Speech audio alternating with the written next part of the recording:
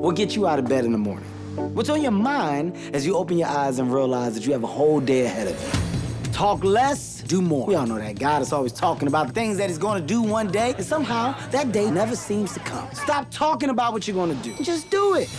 Be who you are and be grateful for it. Things that make you different are the things that make you unique. Get good at failure. I failed a lot. But the beauty of failing is not letting it get to you. And next time, just fail better. I still do the same thing every morning. Get up, meditate, brush my teeth, then I'll take a shower. After I'm done, I look in that mirror and I say, who the little golden nugget? And I'm like, you are. The first step to being good at anything is showing up.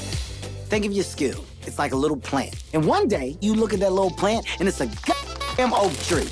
Have you ever seen a surfer just riding a wave? That's you. Go out there and ride your wave. That's a good speech.